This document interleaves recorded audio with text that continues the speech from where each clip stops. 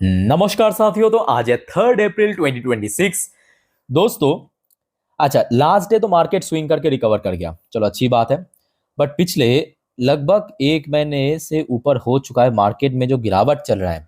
आपको अगर मैं कहूं कि आप एक शब्द में डिस्क्राइब कीजिए कि क्यों हो रहा है, आपका जो वो एक शब्द पॉसिबली है, वॉर रहेगा। और ये फैक्ट है कि वॉर की वजह से गिरावट हो रहा है। वो अगर हम थोड़ा और डिटेल में जाए तो वॉर की वजह से क्राइसिस क्रिएट हो रहा है, क्राइसिस की वजह से अनसर्टेनिटी क्रिएट हो रहा है मार्केट में। और अनसर्टेनिटी जितना बढ़ेगा, एफएस बेचेगा और मार्केट गिरेगा। ठीक है, तो अगर हम एक शब्द में इसको डिस्क्राइब करें तो वॉर है। वॉर दोस्तों किसी भी सिचुएशन में अच्छा नहीं है, मोस्टली सेक्टर के लिए। मतलब चाहे हम बैंकिंग सेक्टर की बात करें, आईटी सेक्टर की बात करें, मेटल सेक्टर हो गया, एफएमसी सेक्टर हो गया, कोई भी सेक्टर के लिए अच्छा नहीं है। बट दोस्तों, क्या आपको पता है इस वॉर के कारण ना स्पेसिफिकली एक सेक्टर को जबरदस्त बेनिफिट मिल रहा है, जबरदस्त। और दोस्तों, आप लोगों ने नोटिस किया होगा पिछले एक साल से दुनिया में कहीं ना कहीं वॉर तो हो रहा है। जैसे कि इस साल को आप उठाइए, 2026 के शुरू में वेनेजुएला और यूएस के बीच, इसराइल और हमास के बीच तो चल ही रहा है, रशिया यूक्रेन के बीच तो चल ही रहा है। तो कहीं ना कहीं यूएस की गद्दी में ट्रंप आने के बाद ये वॉर का जो इंटेंसिटी पूरे दुनिया में और बढ़ने लगा। और दोस्तों, पिछले एक साल की जो भारत की डिफेंस एक्सपोर्ट, आप बिलीव नहीं करेंगे, सीरियसली कह रहा हूं, जो आपको मैं इसके पहले मल्टीपल टाइम कहा था, जो हमारे पुराने व्यूअर्स हैं उनको बहुत अच्छे से पता होगा मैं कितने बार का डिफेंस सेक्टर को भाई इग्नोर मत करना। मैं भले ही देखिए, आप चाहे पीएसयू की बात करें, प्राइवेट की बात करें, डज नॉट मैटर। दोस्तों, ये रिसेंटली आया हुआ डेटा है सरकार की तरफ से। उस डेटा में क्या देखा गया पता है? भारत की जो डिफेंस एक्सपोर्ट 62% बूस्ट किया। Can you imagine? जो देश आज से कुछ सालों पहले, 10-15 साल पहले एक डिफेंस इंपोर्टर हुआ करता था, आज दुनिया को 38,424 करोड़ बेच रहा है, इतने करोड़ सामान डिफेंस की। यह फाइनेंशियल 26 की डेटा आउट हुआ। दोस्तों, मैं आपको पिछले कुछ फाइनेंशियल की डेटा दिखाऊंगा तो आप यहां पे मतलब यकीन नहीं करेंगे, सीरियसली कह रहा हूं। पहले आप देखिए पिछले साल कितना था। डेटा के अनुसार पिछले साल मतलब फाइनेंशियल 25 में, नोट करना, फाइनेंशियल 25 में भारत की डिफेंस एक्सपोर्ट था, ये देखिए, 23,622 करोड़। फाइनेंशियल 25 में पहुंच जाइए, मतलब सेकेंड लास्ट फाइनेंशियल ईयर पे कितना था? 21,083 करोड़। मतलब अगर आप कंपेयर करेंगे फाइनेंशियल 24 और 25 के साथ, ग्रोथ उतना बढ़िया नहीं था। 21,083 करोड़ से बढ़ के 23,622 करोड़ हुआ था। कम भी नहीं था, कह सकते हो कि एक तरफा डिसेंट ग्रोथ रखा है। ठीक है, बट इस बार दोस्तों सडनली ग्रोथ मोर देन 60% हो चुका है। मतलब कहा 23,622 करोड़ की एक्सपोर्ट किया और इधर 38,000 के लेवल पे पहुंच चुका है, लगभग लगभग 40,000 की रेंज में आ चुका है। तो आप समझ पा रहे हो ना। और इस बात को देखिए, मैं कहूंगा आप सभी थोड़ा सा सीरियसली लीजिए, क्योंकि देखिए यहाँ पे आप अगर कैजुअली लेंगे तो अल्टीमेटली आपको कोई फायदा नहीं होगा। ठीक है, ठीक है, हो सकता है कि जब तक ये वॉर चलेगा, क्राइसिस बनेगा, ठीक है, डिफेंस स्टॉक्स में थोड़ा बहुत इंपैक्ट पड़ेगा, क्योंकि अल्टीमेटली है तो मार्केट के ही पार्ट। ठीक है, बट लॉन्ग टर्म बेसिस पे अगर हम बात करें, बहुत जबरदस्त। अच्छा दोस्तों, मैं आपको एक और चीज दिखाना चाहता हूँ एक्चुअली। यहाँ पे जो कहा गया ना, अच्छा डिफेंस सेक्टर में तो है तो आपके दो अलग अलग सेगमेंट, मतलब एक हो गया आगे आपका पीएसयू, मतलब सरकारी कंपनी, एक हो गया आपका प्राइवेट। और दोस्तों, आपके जान की खुशी होगी, ऐसा नहीं है कि सिर्फ और सिर्फ पीएसयू से ही एक्सपोर्ट हो रहा है, प्राइवेट भी जबरदस्त कंट्रीब्यूट कर रहा है। यहाँ पे डेटा के अनुसार पीएसयू सेक्टर की, मतलब सरकारी कंपनी की जो मतलब सरकारी कंपनीज है, वो एक्सपोर्ट किया जहां पे 54.84%। वही प्राइवेट इंडस्ट्री भी पीछे नहीं है बहुत, 45.16%। तो आप समझ पा रहे हो ना मैं क्यों आप लोगों को बार बार कह रहा हूं कि इस सेक्टर को अब इग्नोर मत करना, बहुत सीरियसली लेना। तो ऐसे ही दोस्तों, आगे इस वीडियो में 4 पीएसयू बड़े कंपनी, 4 प्राइवेट बड़े कंपनी, इसको लेकर चर्चाएं करेंगे। और आपका क्या स्टडी हो सकता है, कहाँ पे रेजिस्टेंस है, कहाँ पे सपोर्ट है, चर्चा करेंगे। ठीक है, आइए शुरुआत करते हैं उस स्पेसिफिकली शेयर को। और सबसे पहले दोस्तों, मेक श्योर कीजिए आपने इस चैनल को ऑलरेडी सब्सक्राइब कर लिया। अगर आपने अभी तक नहीं किया तो देर किस बात की सर। देखिए, टाइम टू टाइम जानकारी तो मैं आपको दे देता हूँ, बट प्लीज़ आप लोग सब्सक्राइब करके रखिए, एक भी वीडियो की कोई पैसा नहीं लगता।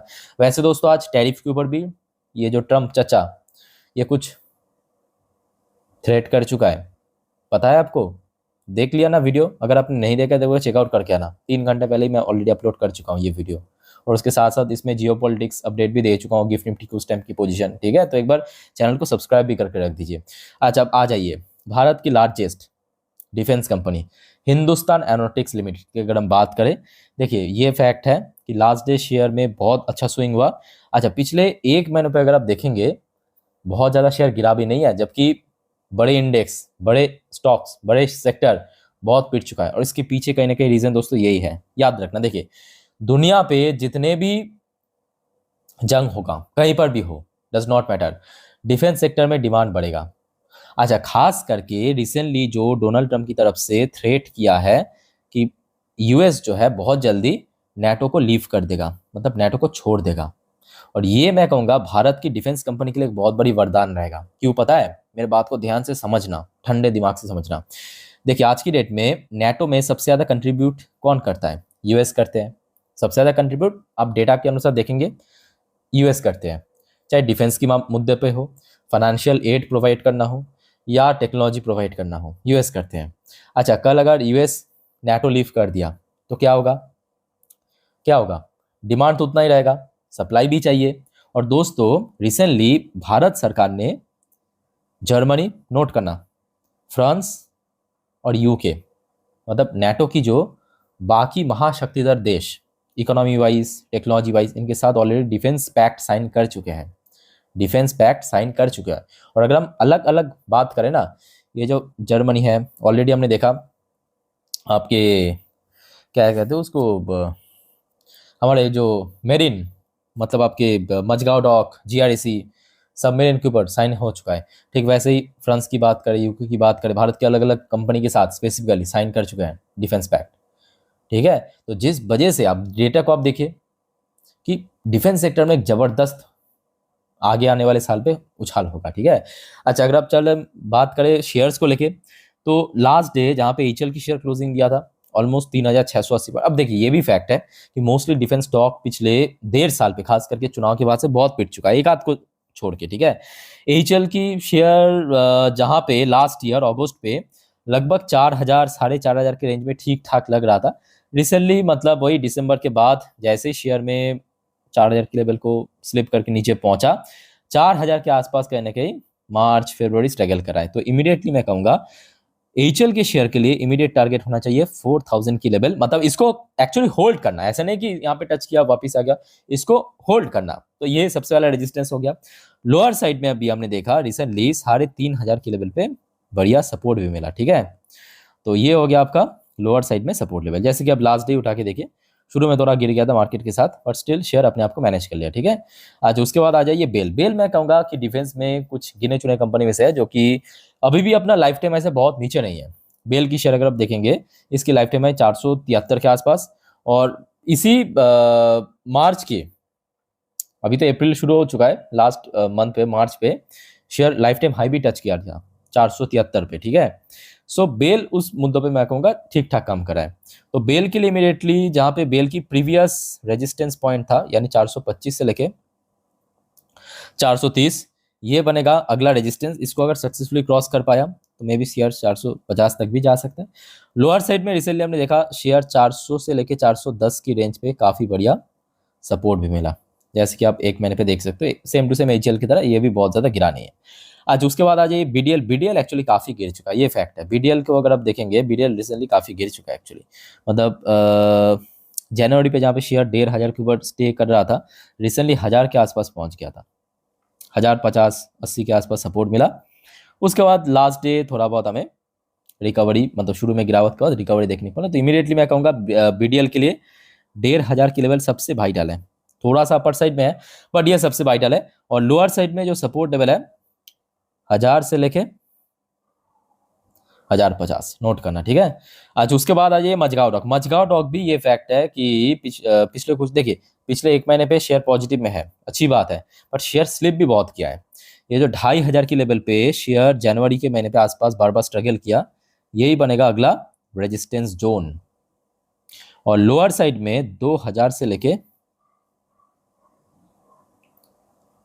2100, ये बनेगा इंपॉर्टेंट सपोर्ट लेवल, जहाँ पे लास्ट कुछ टाइम पे भी अगर आप देखेंगे शेयर में जब गिरावट हुआ था, जैसे कि यहाँ पे आप देख सकते हो 2080 2070 इसी रेंज के आसपास एक बढ़िया सपोर्ट मिला। ठीक है, अब यहाँ पे सरकारी कंपनी हो चुका, अब आ जाइए प्राइवेट कंपनीज पे। नोट करना, मैं बार बार जो कहता हूँ कि देखिए यहाँ पे सिर्फ देखने के लिए मत देखना, ठीक है, आप सीखिए, अगर कोई कंफ्यूजन है पूछिए, आप पूछेंगे नहीं तो कुछ सीख नहीं पाएंगे अल्टीमेटली, ठीक है।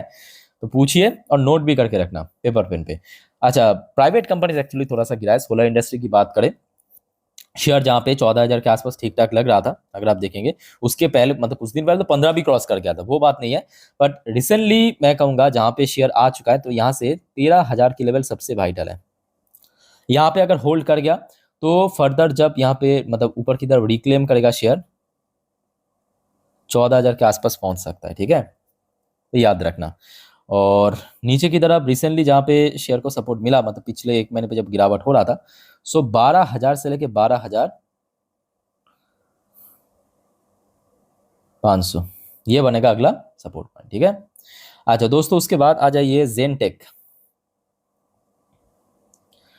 एक और कंपनी जो ड्रोन बनाता है। और आज की डेट में आप देखिए, चाहे ईरान और यूएस के बीच में वॉर हो, पिछले 4 साल से चल रहा है, रशिया यूक्रेन के बीच, इवन 2025 में जो हमारे भारत के साथ खचरा का हुआ, मतलब पाकिस्तान का हुआ, ड्रोन की यूजेस बहुत बढ़ चुका है।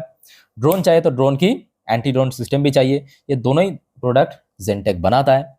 जेनटेक की शेयर भी आप देखिए, है तो small cap mid cap category, but share में गिरावट नहीं हुआ। समझ पा रहे हो ना मेरे बात? मैंने देखिए, मैं जहां पे आपको समझाने मतलब उस पॉइंट का ऑब्जर्व करना, ठीक है।